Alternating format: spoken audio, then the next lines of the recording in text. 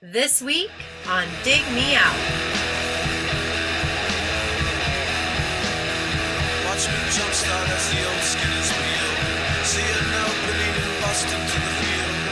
Hidden longings no longer concealed. With your hosts, Jason Zia and Tim Minichi.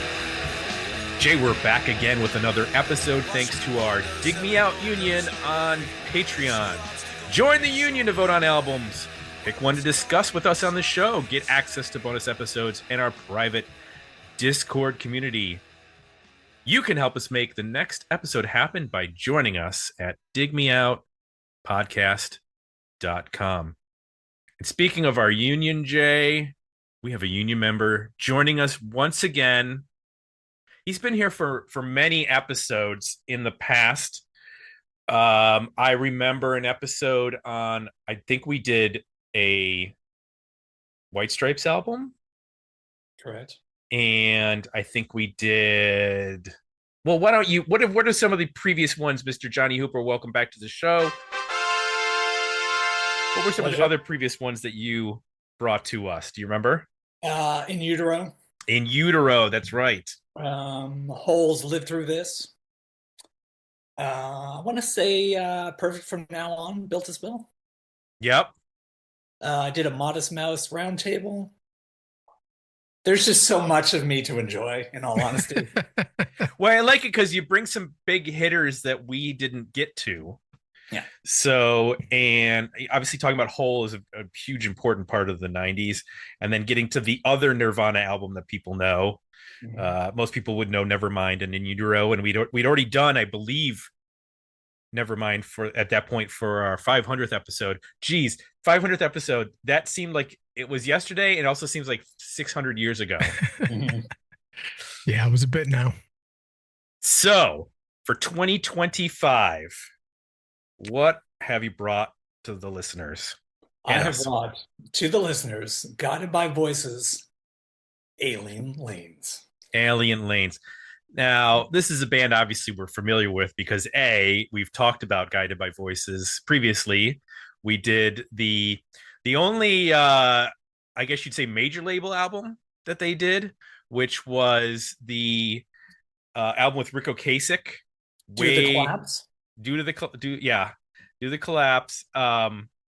And also being residents of Ohio, me currently, Jay previously, Guided by Voices is like in the water here, you know. There's a bar here in Columbus that every year has a Guided by Voices covers night, and I've played it.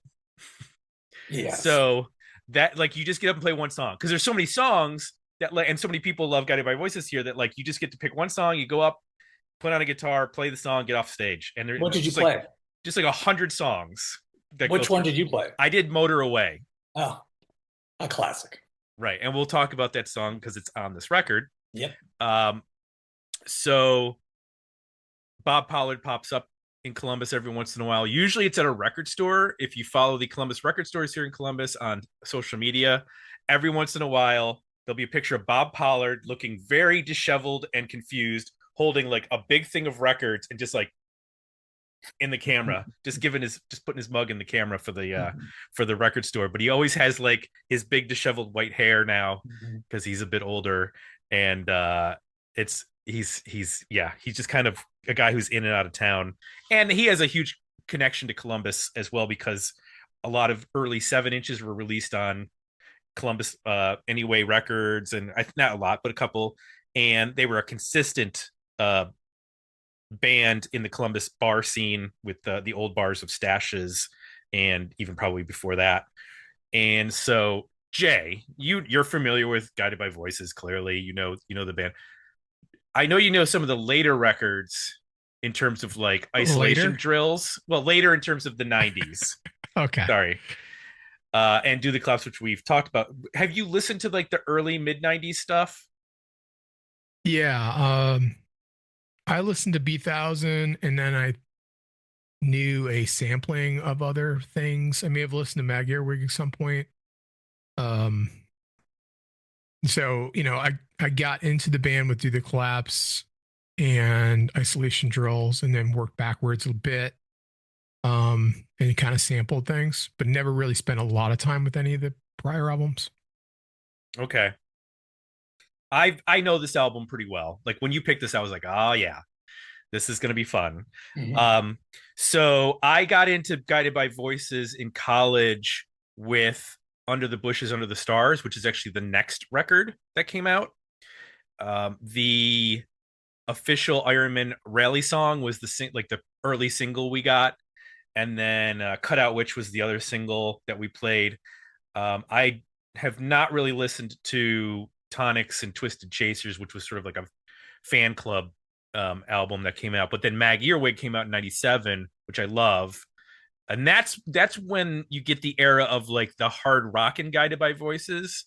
With that's when you have like John Pekovic from Death of Samantha and like the Cleveland guys are backing them. It's not Tobin Sprout and Mitch Mitchell and all those The guys. Cobra Verde group. The Cobra Verde crew, yeah.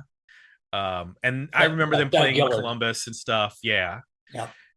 And so from like that point on, I was always aware of what Guided by Voices was doing and what albums they were releasing, and which is basically every 3 months when they're active.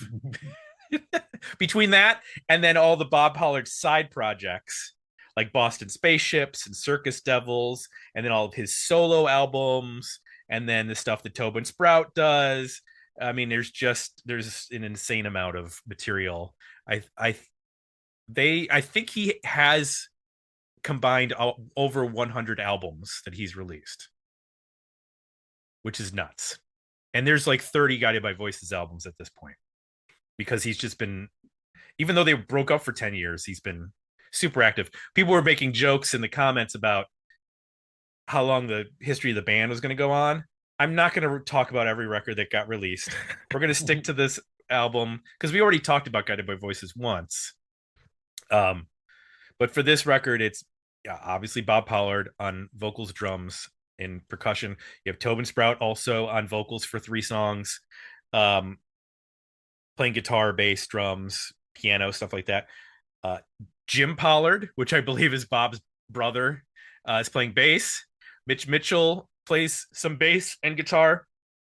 Kevin Fennell plays drums and percussion. Jim Greer shows up on a song playing bass and backing vocals, and he ended up years later writing a book called Guided by Voices: A Brief History that came out kind of I think in the early 2000s. I'm not sure. I don't remember exactly when that was.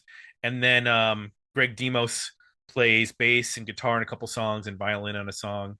And this was mastered by Bob Ludwig for Matador. This is their first like non-super indie label release. Here's the fun part. And Jay, you and I have heard stories about Bob Pollard's recording process, but they got $100,000 advance. Wow. You want to take a guess at how much money they spent on the record? Well, I could hear it. I could imagine them spending a lot of money and then kind of producing it to sound this way. But knowing them, I'm going to guess they didn't spend much money. You're right in the sense that I believe that there are other albums where literally they recorded it in like a decent setup, but then dumped it down to tape and handed the tape to the label and said, that's the final recording. Right. Play it through a boombox, re-record it, cut all the tracks up, and yes. I'm going to guess $5,000. $10. Okay. Jim Greer, the guy who wrote the book and played on the record, said they spent more on beer for the album than they actually spent on the actual cost of recording the album. Which, if you know anything about Bob Pollard, that makes total sense. But yeah, I mean, they literally, like, Bob Pollard writes songs every day, so it's entirely possible that a lot of these songs were already written and he just dumped them down to a cassette and handed them back into the label. Like, he writes 3 songs every morning is like his routine or something like that. It's insane. But they, like, in the book it says that they spent about $10 because a lot of it's just like they put a boombox in the room, hit record, and that's how they recorded the song. Like, they didn't Mhm. Sorry, boombox is a dated term for those younger folks. They might not know what I'm talking about. Basically, a small cassette recorder. It's like a Bluetooth speaker, but it played a cassette. They had a and handle. it plugged It's confusing. in. Yes, You needed 18D batteries. You had to be there. You had to be there. Mhm. So I'm guessing that Bob put the money into the band being able to tour and stuff like that, because they were touring a lot in the 90s and whatnot. So I don't know. I don't know that he'll ever maybe tell the truth about all that stuff, but it's a nice story. What was this the first exposure to Guided by Voices, or was it a different record for you, Johnny? It was B1000. They blew up with B1000, I believe, around the College Music Journal in New York that year. So they got a lot of press that way. So I started to kind of follow them through that. But it was Alien Lanes that really kind of took me to that next level with them. Even though there's lots of memorable tunes on B1000, the production values and just some of that record somewhat bothers me. So this is the one that kind of took me to another level with them. So we got some comments over at Patreon. We'll share the poll results at the end of the show. But here's what people said. Jeff Jensen said, "Let's break the record for the longest history of the band segment." No, we're not going to do that. And Jeremy Amen mentioned the comment from Jim Greer that it cost $10 to make the record. He said, "This was my third album by the band. I started late with Mag Earwig.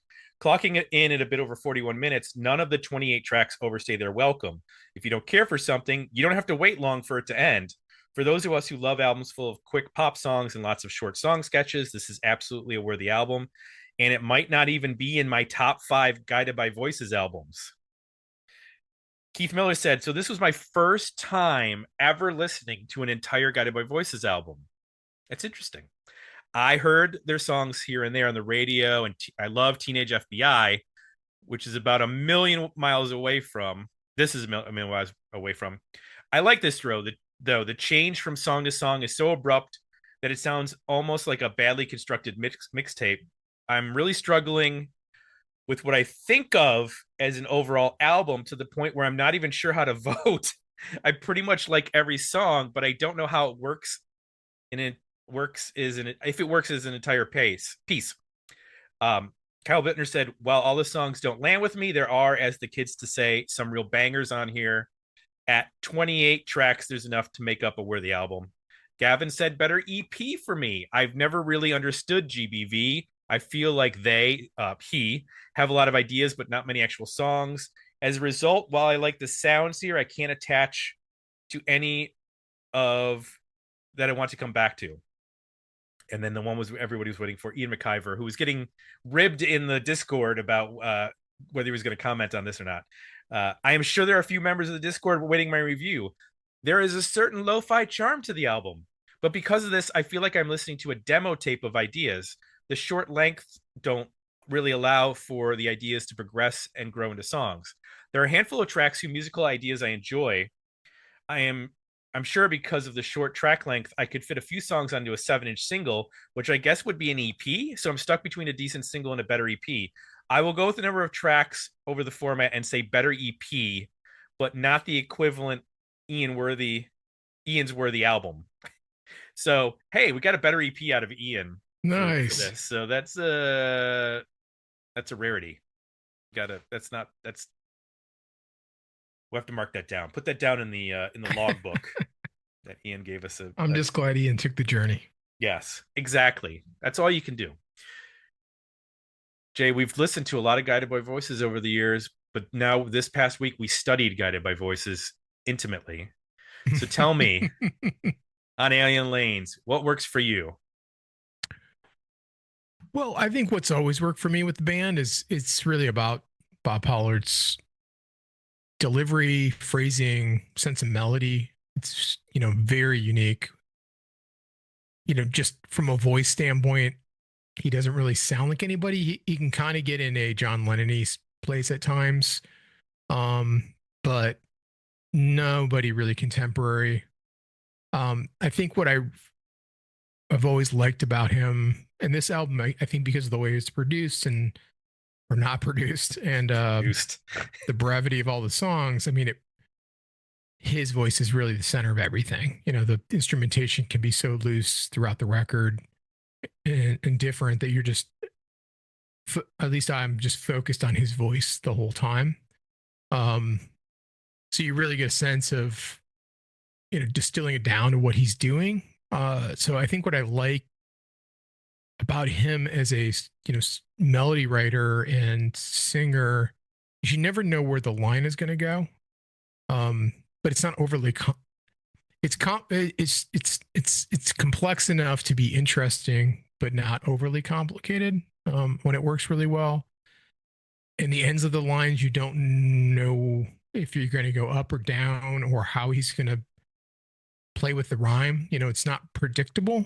And so I think just in general, that's always just, I mean, that's exciting when you're listening to music because you don't know, right? You're sometimes it lands where you think it might, and then most of the time it doesn't go exactly where you think, which keeps your brain engaged and makes it fun. Within that, there's a lot of tension I think he brings to some of these melodies that, even though they're often very pop oriented, memorable, hooky, there's something about the way he drags on the line or kind of gets out on top of it. His use of rhythm as a singer too, I think is really well done. You know, I think Motor Away is a good example of how he ascends and descends like throughout the lines to keep them interesting. Like they don't always end on the same note. One time it ends on a high note, next time it ends on a low note. There's just a lot of movement and sophistication in terms of how he, you know, typically sings throughout this whole record. When you motor away beyond the once red lips, when you free yourself from the chance of a lifetime, you can be anyone they told you to.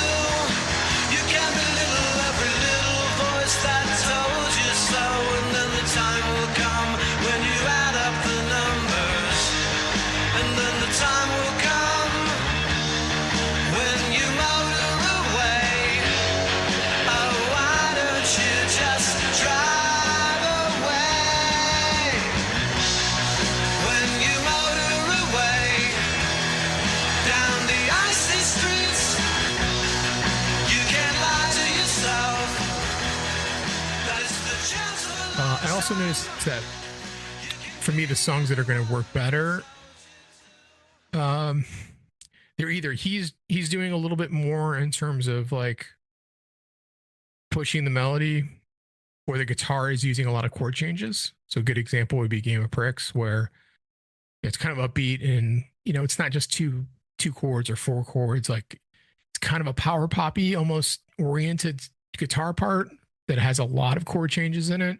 And there's a couple other tracks on the record that are like that too. And I started to pick up on, oh, that's when he's in that space of either like the guitar keeping things moving and then he's kind of sitting in that with his vocal, or flip like Motor Away, where, you know, guitar wise it's pretty straightforward and driving, but his voice is doing so much in terms of melody that contrast works as well. So that's kind of like the duality that I think works best for me on the record.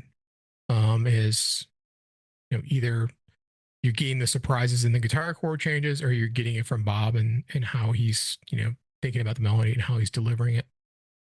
So that's what worked for me. Where you at, Johnny? What worked for you? Yeah, I'm gonna just jump on what you've already said there. I think so much of what makes Guided by Voices interesting is you're guided by the voice of Bob Pollard. Like his sense of melody is unbelievable, even to this day. Like I saw them 25 years ago, and his voice is pitch perfect. I saw them 2 years ago. Nothing's changed. Like the guy's got pipes, and he knows how to use them. and he knows how to turn them into interesting melodies that you want to hear again and again. What I like about this particular record is that it's got these raw, obviously this incredibly raw production value about it, but there's such memorable tunes that are found deep within them. So many of them are anthemic. A Salty Salute, Watch Me Jumpstart, Game of Pricks, Closer You Are, Motor Away. These are all anthems for like a 90s indie rocker. You play the heavy, it's a real slick movie move. Stoned at the Alamo tonight. The closer you are, the quicker it hits ya. Try to be nice and look what it gets ya. Now you can see the boys dreaming, scheming. I get up at 7 o'clock and drive myself up to the Lookout Rock. The closer you are, the quicker it hits ya. The closer you are, the quicker it hits ya. You're in and out in 2.5 minutes. Like, it's just the sound collage. There's just things constantly coming at you, melodies coming in and out of your ear. Like, it's incredible how much is being thrown your way. And can you deal with it? You can't. I can on this particular record, and pretty much everything that came afterwards. But it's this one that really, I don't know, it just resonates with me. I guess it hit me at it's the right time, mid-90s. I'm really into anything that's kind of new and raw and edgy. And it hit just the right way at just the right time. This is my favorite Guided by Voices record. Tim, what about you? Well, this is not my favorite Guided by Voices record, but it's my favorite of, I guess you'd say, this era. My favorite is Isolation Drills, because I think it is the epitome of like Bob Pollard's fantastic songwriting, and the production matches it in a way that Do the Collapse didn't quite get there the same way that I think we wanted it to, because of the Rick Ocasek production, stuff like that. But Yeah. Isolation Drills seemed to hit every cylinder for me. Mhm. This of the, I would say from B1000, this Under the Bushes, Mag Earwig, like this is probably my favorite. It has my favorite song, which is Motor Away, which is maybe a top 5 song, probably top 5 Guided by Voices song for me of all time. You know, going back and listening to this, I think you have to listen in that with the understanding that you're getting everything that comes out of Bob Pollard's head. Like, there's no holding back demos for future releases. Like, any snippet of idea he has is going to go on the record. If it's 19 seconds, he's giving you 19 seconds. It doesn't matter. And like you mentioned about the collage sort of approach, like that's how he does the album covers too. He cuts up magazines and he makes album covers from different, collages essentially. And he has put out books of writings and artwork that are a lot of it's just collage work. And that to me is the perfect explanation of what this is. It is his appreciation of like anthemic 70s rock and British invasion, and there's psychedelic stuff happening, and there's so much he is trying to say in such short bursts of energy, and it comes through even if the production is not what people would expect in terms of how could this be well regarded if it sounds like this and it was made for $10 on a cheap tape machine. But the melodies are there, and that's all that really matters. As long as the melodies are there, it doesn't matter. There are songs where you hear the guitar and you're like, is that tuned to anything? But it's charming in a way that I think if you go, what really just matters is Bob's melody and his weird collage approach to everything, which includes lyrics. there's so many interesting ideas, and visually he says things and you're like, what does that mean? Does it mean anything? Was he just getting high or drunk and he just came up with a bunch of words that sound cool together? It kind of doesn't matter, because as long as you are interested and are tuning in again after the first listen, then he did what he was supposed to do. There are songs on this album I never need to hear again. And there are songs on this record that I think are some of the greatest songs written in the 90s, which is a weird thing to say about an album. Like, there's tiny demos that nobody would ever put out except for Bob Pollard. And then he goes, after he does this, and he's putting out a record a year. He's putting out EPs. Then he puts out the Suitcase box sets, which are just like albums of all this extra material. And you're like, how is this guy recording all of this stuff? He's literally recording like an album a day at this point. There's so much music. But I feel like, and maybe this is the Malcolm Gladwell 10,000 hour process, but like, he's just putting so much out that, yeah, a lot of it's going to be garbage, but there's going to be something that is spectacular that comes out of that. And it's okay if it's his way of working is, I'm giving you everything that came out of me with the band during this week of us jamming for, whatever, and making this record. And I don't know that it would work. I don't know that it would work for anybody anywhere else at any other time in history is the thing. I don't think this works if it's a New York band.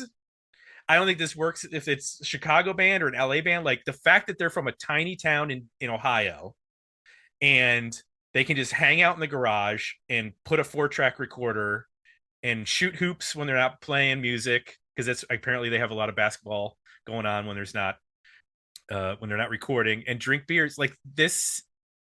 It couldn't happen.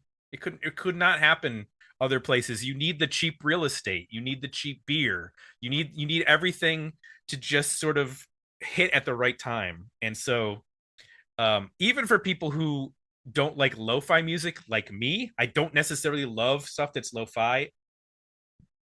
His vocal is what ultimately sells the album. And like Jay said with Motor Away, like, there's only 7 lines to that whole song, but they're really good. And it's kind of a heartbreaking song about putting yourself out there, and if you don't listen to people and you go your own way, maybe you will find yourself when he, like he says, you can belittle every little voice that told you so. Like, it's just, he's such an underrated, I think, lyricist. I don't think anybody goes, oh, Bob Pollard, he's such, he can write these melodies, but like he comes up with really, really good little one-liners and things. So yeah, I love this record, and but still there's junk on it. It's a weird thing to say that you love an album, but you recognize that like there's a lot of, or there is some stuff that you're like, I don't need to ever hear that, even though I love the album. Like, I wouldn't say that about, like, I don't know, like a Failure album. Like, if I listen to Fantastic Planet, I'm like, maybe there's one song I'll skip, but like there's you can skip 10 songs and you still have 18 left. You can skip an album and you still have an album. So, and I think I've always kind of put this and B1000 together. Like, those two records to me sound like A and B. And for some reason, Under the Bushes, Under the Stars is like the start of the evolution that would continue with Mag Earwig, and then do the Collapse, and then Isolation Drills. Like, these two are the what's the Plutonic ideal? Is that what Marissa says?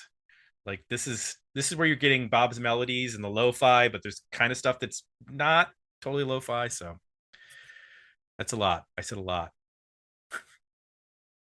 Guys, like have it. any other comments? Well, I think you start to get into how odd it is in that evaluating it as an album, because I'm sitting here, I'm with you. Like, I've got the songs highlighted that are absolute earworms and have some brilliant ideas in them. and Stick With You. And I don't mind the production on those songs.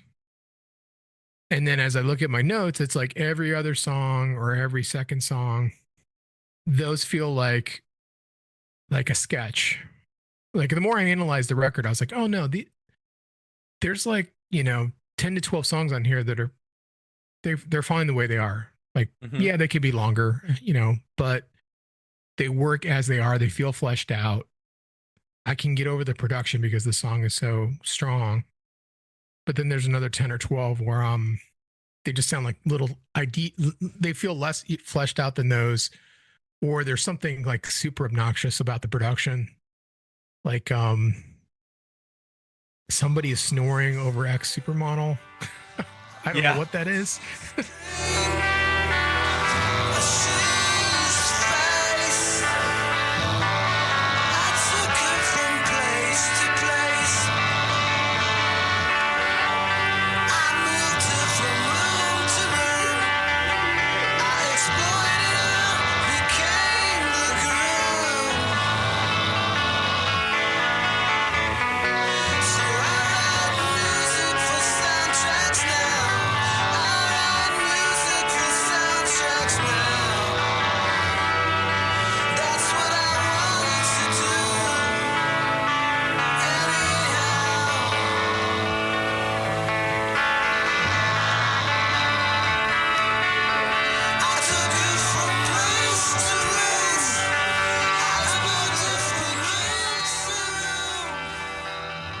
Which otherwise is kind of a cool song, but I can't even listen to it because I'm like, I can't.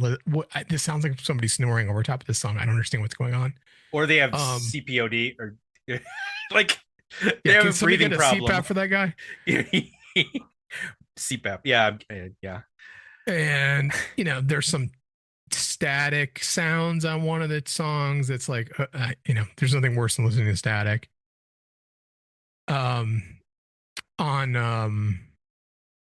What song is it? Chicken Blows. He's putting his hand over his mouth to create vibrato. Apparently, he's doing this through the whole song as he's singing. And I'm like, I know what you're doing, dude. Like, it's just kind of killing it for me because I'm picturing you doing that while you're recording the song. So there's some weird stuff like that. And then, some other songs that are just so rough, they're just tiny little sketches that it makes it hard to even wrap my head around. Because they're cohesive in that, they have the same ethos, but I think in the same general production, but just some go too far or some are just a little too rough. And then others are hitting that sweet spot where it's like, oh, I like the immediacy that I'm getting here. And these feel like inspired ideas that were just captured that are brilliant. And then other ones feel like, oh, that sounds like a not great idea that got thrown on here anyway.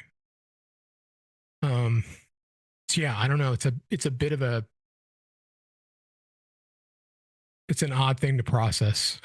It is. Well, it's the opposite of what we think of in terms of what an album in some ways should be, which is a collection of like polished, like we're not putting out a single, you're putting out a cohesive idea of these polished songs. And, and it's not that at all. I think it's the bringing up the artwork is interesting for me because I don't know, experience music visually. It is a bit of like, you're looking at the whole collage and it feels a little scattered but it's cohesive, but you're like, I don't kind of see what the central theme is of it. But then as you step up to the collage and you start looking at individual elements, you're like, oh, that's really cool. And that's really cool. And I love that.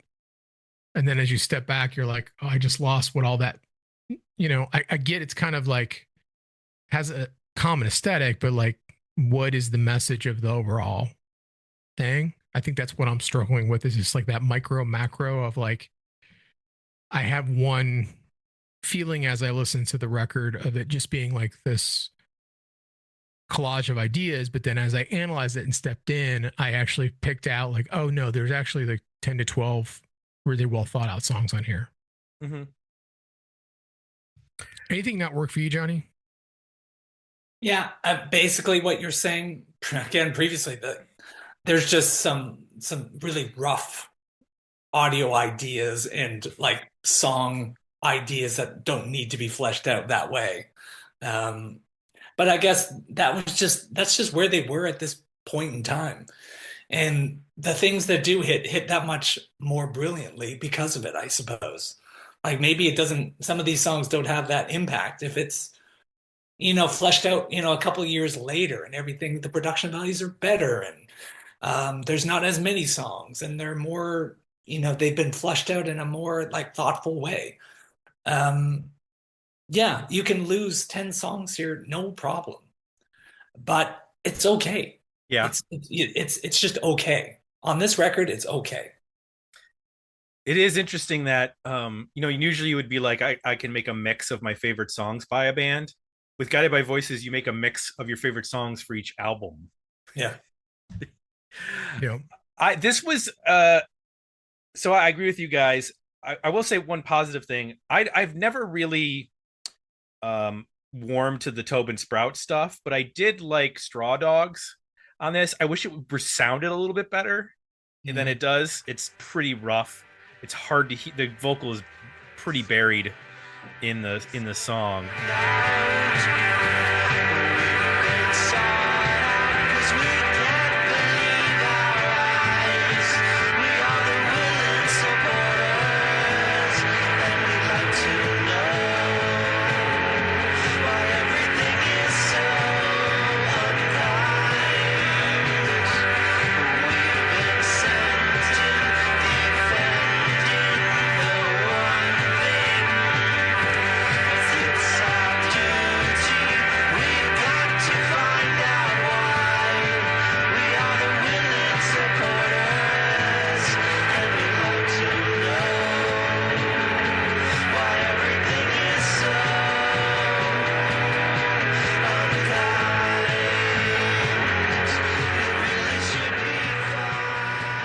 But that of his, he has 3, I think, tracks that he sings lead on.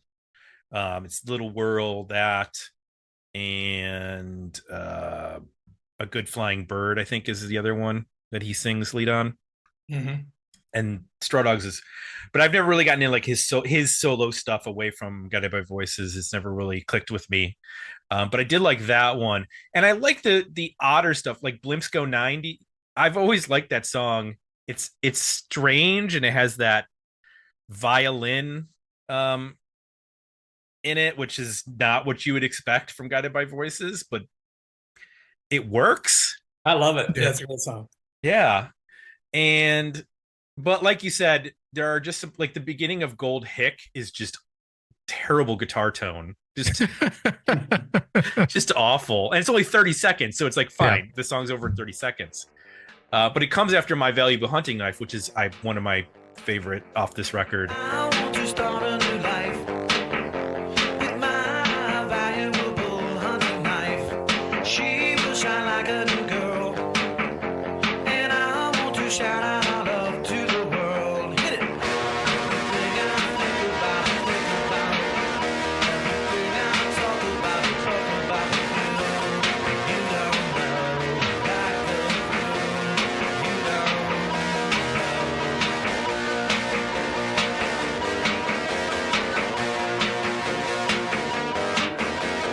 days will turn into nights with my valuable hunting knife.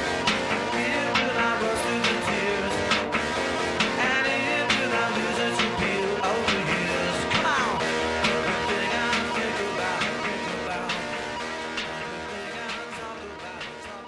And again, like, it's so tiny sounding, that little drum loop thing happening, that's like it just sounds like the Casio keyboard loop.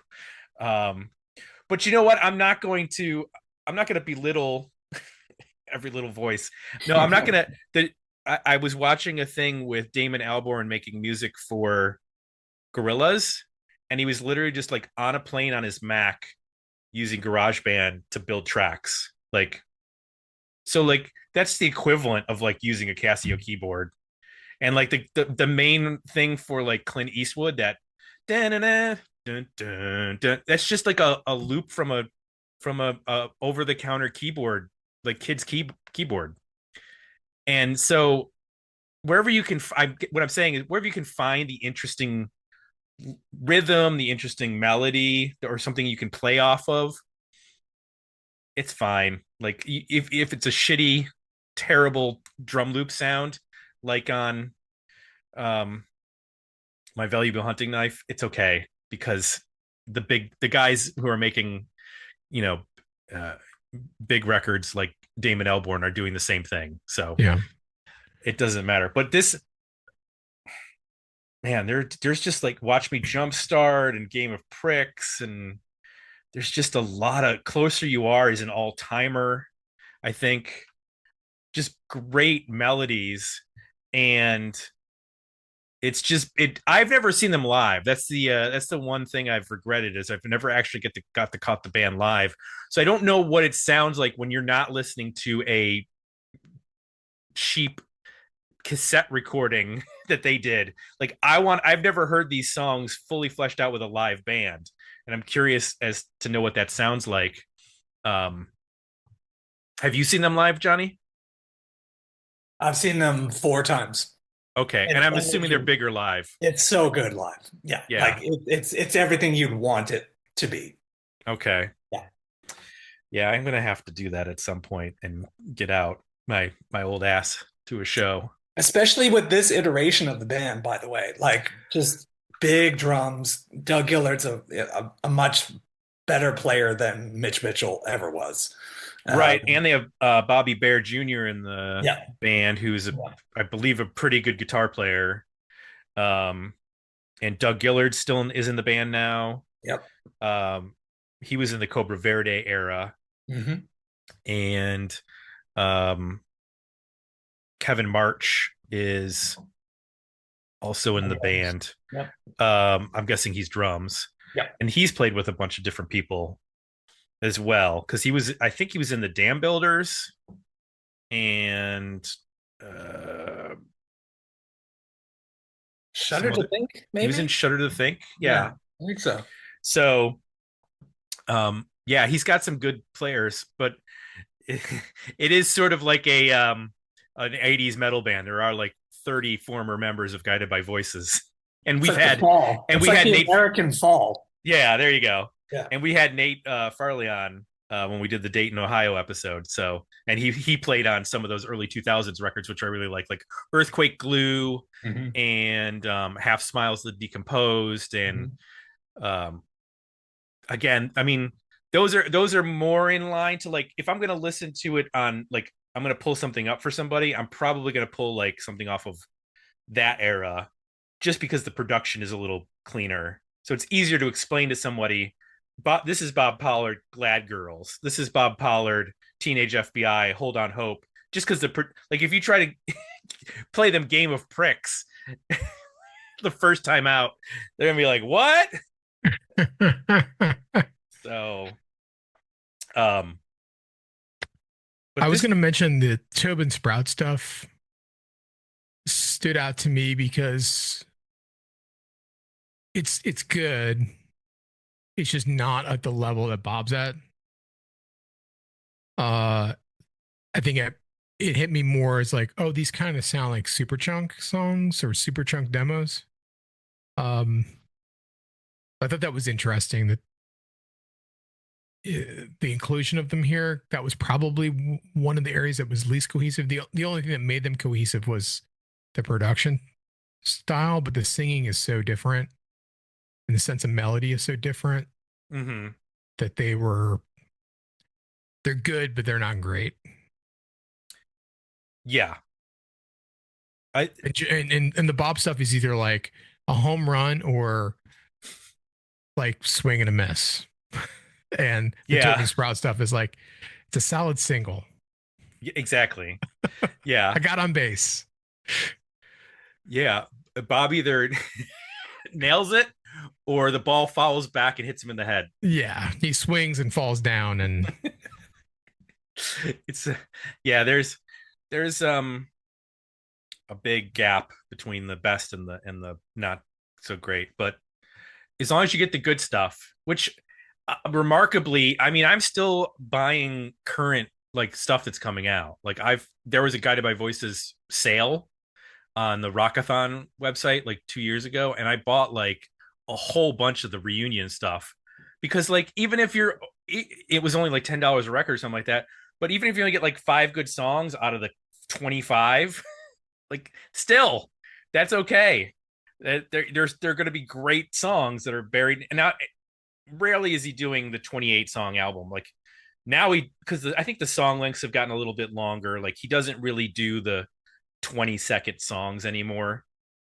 They all kind of get fleshed out a little bit more. And sometimes they even have like multiple parts, which is very confusing when Bob decides to like drop a whole nother section of a song in 3 minutes into a song. You're like, wait a minute, there's another bridge? Like, what are you doing?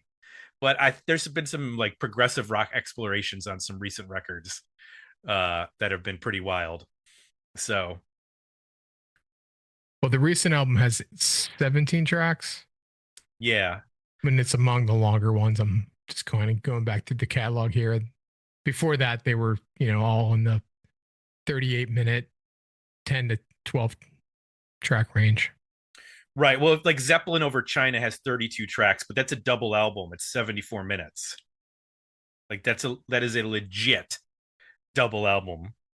And the ones that I've got in the last couple of years, like Mirrored Aztec, that's 18. That's only 18 songs.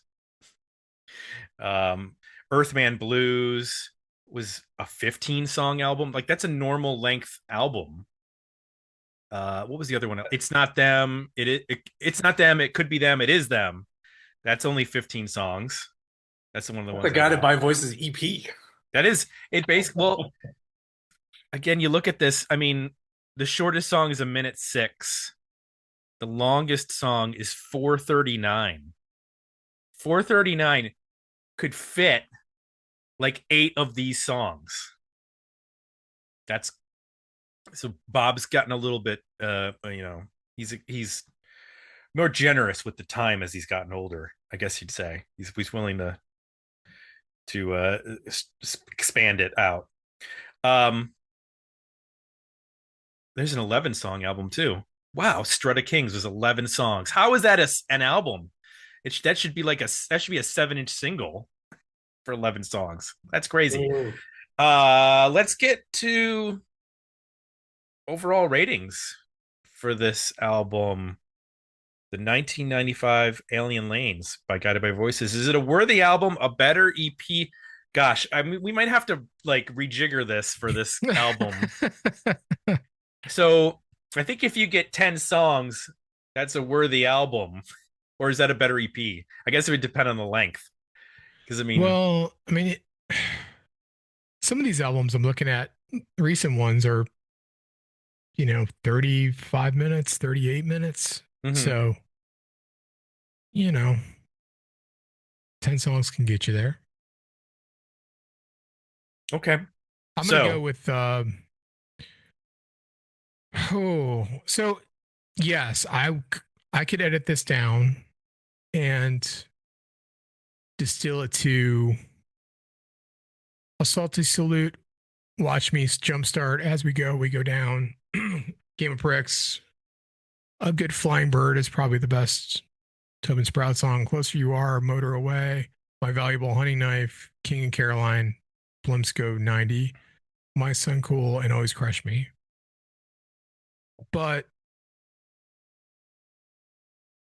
I'm going to go with a worthy album because I think even though, the material that's between there is hit and miss. Some of it's better than others. Some of it's skippable. Most of the stuff that's obnoxious is really short. I mean, you're talking about a little 30, and in some records that would be considered like a segue, right? Mm-hmm. I think probably half of these other tracks would be considered segues on other songs, like either intros or outros or little tracks you can skip over. So kind of keeping that in mind, you're still at 28 tracks only at what 41 minutes. I'm gonna go with a worthy album, and I could live with it the way it is to be able to get to the 10 to 12 that I think are really strong. Where'd you land, Johnny? Yeah, I mean, I'm not bringing anything to the show that's not worthy. End of story.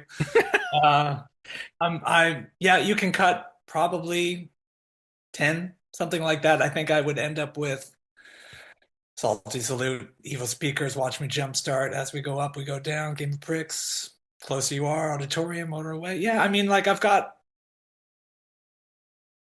basically 18 to 20, let's say. Like, I think it's a classic. I think it's one of the 90s classics. It's got some annoying stuff on there, but it's in and out so quickly. Yeah. It's not gonna get me down. No. You can cut this in half. You can cut this to 14 songs for me. Mm-hmm. And it's still a worthy album. And it really what you're getting rid of is stuff like, Cigarette Tricks and Hit and Gold Hick and, like you said, Ex-Supermodel. I like Striped with Jets. Striped White Jets. Yeah, Striped White Jets. It's got some gnarly guitar stuff happening on Great that song. Yep. And, and when you get rid of those little segues, essentially, then you're down to like 25 to 23 songs. And if you just like sort of pick the best from there, you can get down to 15, 16, 14, whatever songs. And again, still have a worthy album, still has a incredible collection of tunes from this record. So the community at Patreon, well, they agreed with us, gents. 69% worthy album, 31% better EP, no decent singles. So I'd be curious to know what would be on that EP and how long it would be exactly, because you could have an 8-song EP that's 6 minutes if you tried. There might be a way to go negative with the amount of time you listen to with this record. I'm not sure. There's so many short songs. I wonder if there's a band that has shorter songs consistently. Like, is there any band out there that just consistently writes only 30-second songs? I'd like to know. I did ask ChatGPT how many songs in total Robert Pollard has written. He hit 2,400 last year. Released on albums. On albums. And that's albums, EPs, singles, stuff with Boston Shape, Spaceship, stuff with Circus Devils. Ricked Wiki is another one of his side project bands. All of his solo albums. He's done collaboration albums with other people. So 2,400 songs are credited to him. That's cuckoo. Think about how hard it would be to be in that band. To like get ready for the set list and like, I don't know, Johnny, how many songs are they playing live, would you say, in a set? Oh, that's a great question. Like 40? I'm going to suggest, I would say in and around between 40 and 45. Like just to have the recall of 40 songs.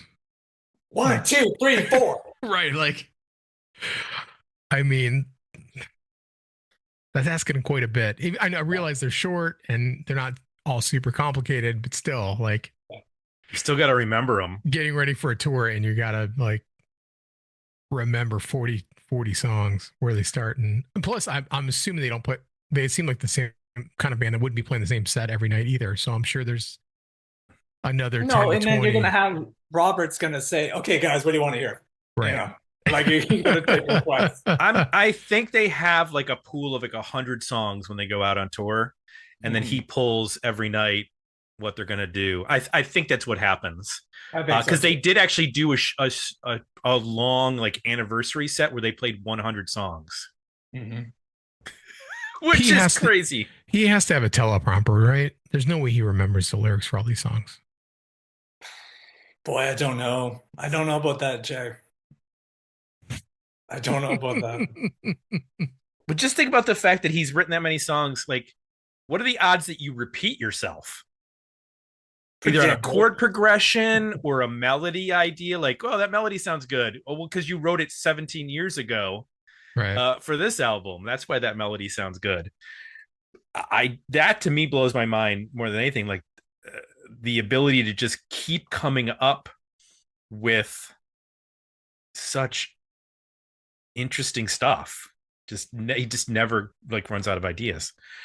So that's 3 worthy albums of various lengths for Alien Lanes by Guided by Voices. And I need to thank Johnny for once again bringing us a worthy album, as he always does. Thank you. And if you would like to like Johnny, well, you can just go to digmeoutpodcast.com. Take it easy. Well, I mean, you can't be like Johnny in the spiritual sense, but in the contributing to the podcast sense, you can. There you go. So if this episode brought back some good memories, join us at digmeoutpodcast.com to explore our free 800 plus episode archive, our history of the band posts, weekly news roundups, weekly release roundups of new releases. If you want more, you can become a paid subscriber to unlock bonus podcasts covering 70s, 80s, and aughts rock, new release reviews, and access to our private Discord community. This week has been all over the place on the Discord, discussing all sorts of things with regards to music and fascism. So it's been a really fun week for everybody. We're all really enjoying it.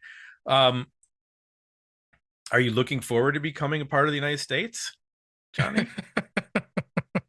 I felt like we should have started this by apologizing to you. Yeah, I feel like we do need to apologize. For all America. Yeah. I'll just, if you can't say anything nice, don't say anything at all. Exactly. Plead the... Yeah, exactly. Well, oh, by the way, I forgot. You can suggest an album for a future episode to go into one of our weekly polls, or monthly polls. 9 albums enter, 1 album leaves, our tournament of death. You can go and suggest an album you think deserves to be featured on a future episode of Dig Me Out at digmeoutpodcast.com. So for Jay, I'm Tim. We're out, and we'll be back next week with another episode of Dig Me Out. Senators slipping on Gentleman Jack. Yo, boy, they told me, so done.